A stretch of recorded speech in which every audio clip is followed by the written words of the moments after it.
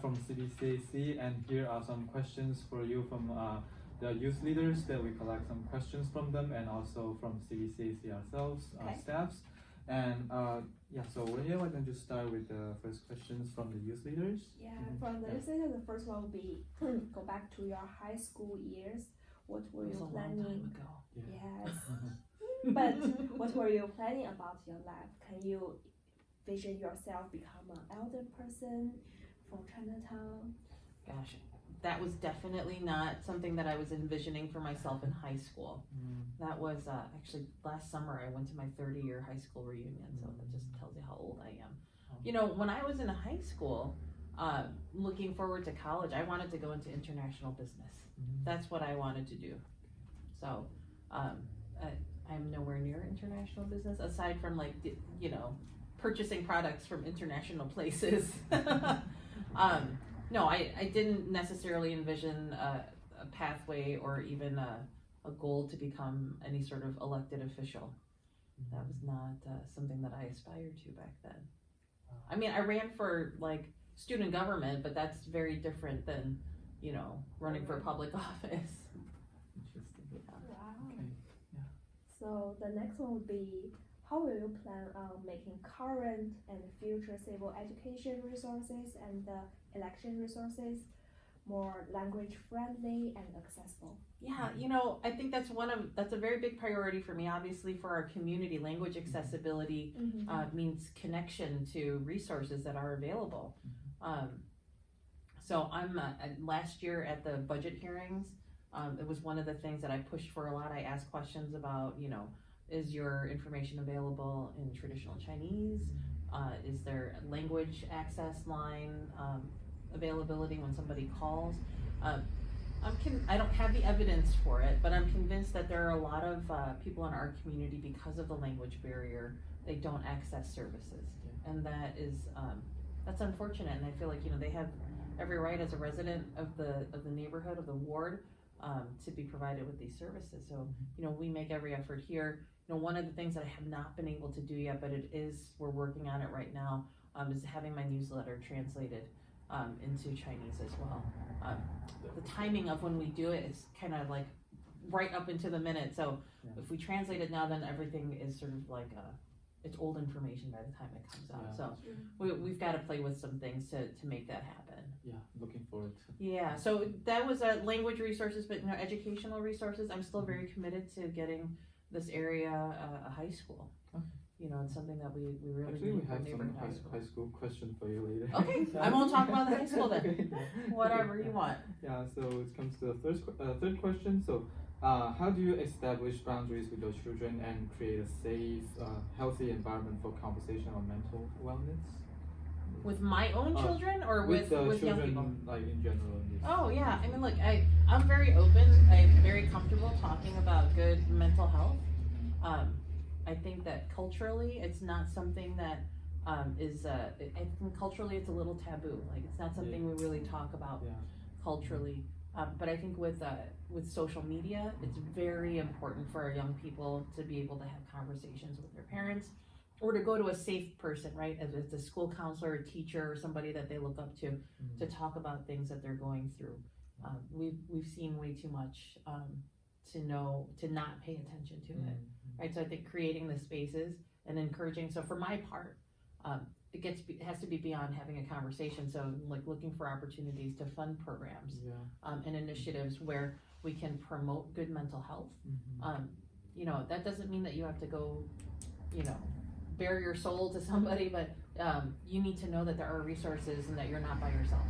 Right? Yeah. Right. So next question. People are worried about the cars issue in this neighborhood. Like, cars in the neighborhood drive too fast and too aggressive. So what can be done about it? Like, can we expect to see more cul-de-sacs and more like speed bumps? You can expect an ongoing conversation about public safety that includes traffic safety and pedestrian safety. It is something that, frankly, I'm very concerned about. Just as we're sitting here, we're at the corner of 37th and Halsted. Mhm. And if you start to pay attention to the sounds that you hear, you will hear cars screaming past here. That's They go good. very fast. Now, we also have the 9th District Police Department that's down the street. So oftentimes the people who are going the fastest are actually the police because they need to get to where they need to go. But it feels like since COVID, people are driving like lunatics. They really are. So, we've requested a number of traffic studies. So here's what happens, right? So a resident might call in and complain. I got a text message from somebody yesterday, 2 days ago. There was a car accident on 29th and Low. They're like, people don't stop for this stop sign, and it's only a matter of time before someone gets hurt. And then they went ahead and sent me this picture of a car accident. So we're ordering a traffic study for over there, and that might be a good candidate for a traffic circle at some point. The things that we can deploy to quell traffic, speed bumps, traffic circles, bump outs, which narrow the drivable lane. So there's a bump out right out here. Reserves the parking, but it makes it less possible for someone to sort of circumvent traffic, or to go around the opposite side. So can you expect to see more? I don't know, we'll see. I'm not opposed to it. I did get a speed camera put by McClellan Elementary School. It's the first camera in the city that's not on an arterial street. So usually they put them on main streets. We advocated strongly to have that put on Wallace, because that is where the speeding was happening by the school, and in fact the parent was hit by a car back at the beginning of 2022, and that was really the impetus for doing that. So I have no problem putting up a speed camera to get people to slow down, especially around schools and parks. Yeah, so next lot of questions are from our CBCAC staff. So we have another question about expectation here. So I want to bring it up front. So like, as the first ever elected Chinese American elder person in Chicago, do you feel about like this have a high expectation people have for your job, and like if yes, how do you think about this? I think expectations are always high, right? I mean, I think as a resident myself, and as someone who votes for other people, I think the expectations are very high. I think it's different than, understanding I'm a human being, but there are many things that are expected of me, right? That's expected that I can handle being criticized on the one hand for something that a whole other group of people really like me for, right? Being able to get through the noise and really like ask the right questions to get to the heart of the matter, like what the concerns of the community are. This ward has been changing for a long time, and now the first Asian majority award, this has never been done before anywhere in this city. So I think how I deal with the expectation is just I have to take it in stride. I think it's okay for people to have expectations. In fact, I insist on it. I think part of what we've seen, just up until this point, is that a lot of people don't think that their vote matters or that their voice matters. I think it's really important for me to prove that they are. So I'm always listening. And I'm always trying to listen. I shouldn't say I'm always listening. I think it's really important for us to hear people out on what their concerns are, and to make sure that we acknowledge people so that we see them. Because when people feel that they're ignored, that's when we lose them. And we've got a lot of strength in our numbers and political. I mean, we're not even just the Asian population. I'm talking about the 11th ward. Is a very active voting base.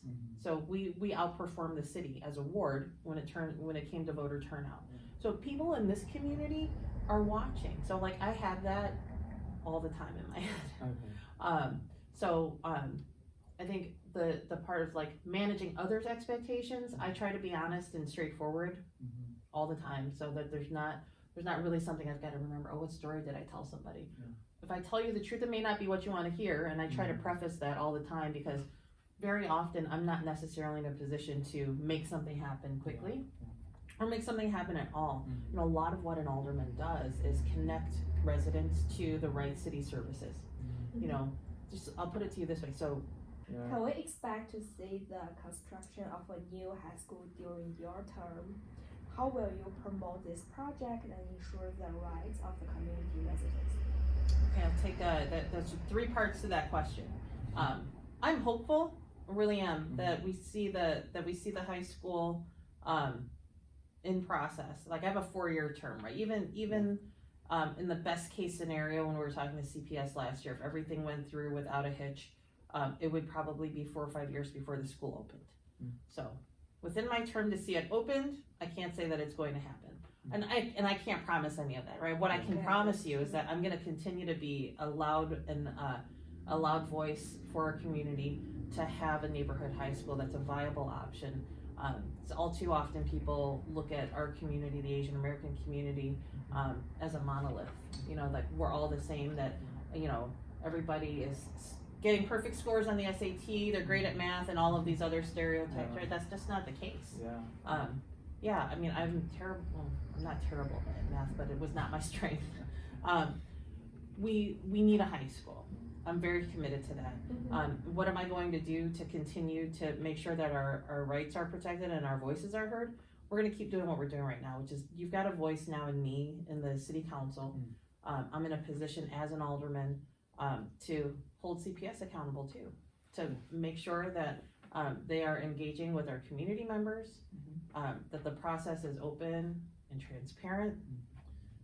And that also means though that our parents and the people from our schools need to raise their voices, right? So I'll say the same thing to you that I say to everybody. In as much as my name was on the ballot, this is a win for our community, but I need everybody in the community to participate. You can't just leave it up to one person. You know, it definitely requires, you know, you can't just say, oh, we elected Nicole, she's gonna take care of that. No, I need everybody. I need everybody to do things like show up to a meeting, right? Say what you mean when you want to talk about the things that you want in this school. You know, like, and we have to be a little brave, because I think sometimes people don't want to say certain things out in public, or they just don't want to say anything at all. You know, but if you don't know how to ask for something, you'll never get what you want. You know what I mean? Okay. So the next question, in the previous forums that we held, and you expressed like support for this participatory budgeting. Yeah. So what plans and actions, like exact plans, are you thinking about it to implement? Right. So yeah, I'm still very committed to participatory budgeting. Learning a little bit more about it as I go along right now. But to me, at its simplest form, participatory budgeting is allowing people in the community to have input into deciding how certain budget dollars are spent. This for us will be with the infrastructure menu. So this is every ward gets $1.5 million a year. And as I said, no matter what size your ward is, you have the same amount of money. I'll give you an example. The cost of a speed bump might be $4,000 or $5,000 for a set of speed bumps. To do a green alley, where let's say your alley is flooding every time it rains, and we decide to do that as a green alley where they take out all of the asphalt and they lay concrete and they put in a drain so it's nice, it doesn't flood anymore. That's $280,000. It's one? For one. Oh my gosh. Wow. So if you've driven anywhere, wherever you live, you know, yeah. I mean, like, there are a lot of bad alleys across the city. Like, I think that there's got to be a bigger conversation about how we get more infrastructure funded. Now, to be fair, the city also invests money from what's called a general obligation bond fund. So the city has a capital budget, essentially, that they will pick certain things in and around the city in different wards to pay for that doesn't have to come off of our menu, right? So there is other money being invested for sure, but the things that we have control over is 1.5 million. Now, my commitment to participatory budgeting is to have community involvement in the decision making, not for the entire 1.5.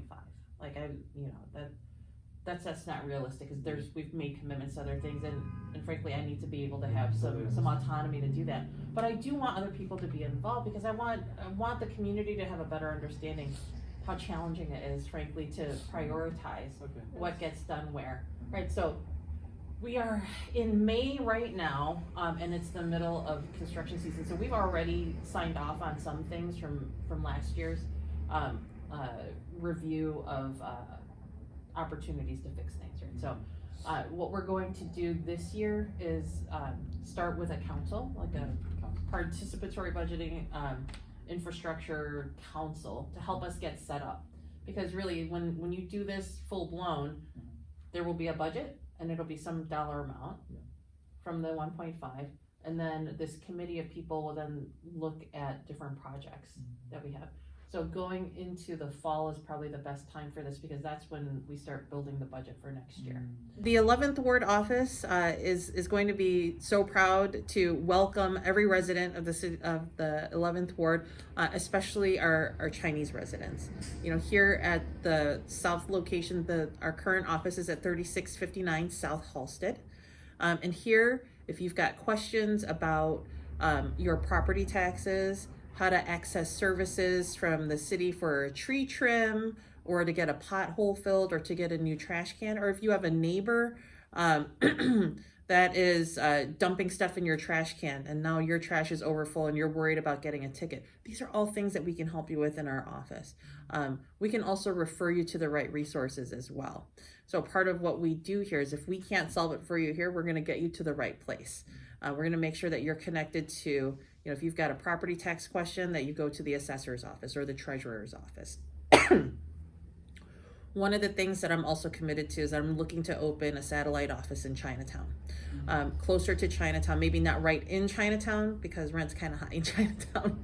But I want to open at least 2 or 3 days a week to make sure that residents in Chinatown, the northern part of the ward, especially our seniors, if they need us, that they know that we can be there to provide services for them. Oh, and our phone number is 773-254-6677. And our email address is ward11, WARD11 @cityofchicago.org.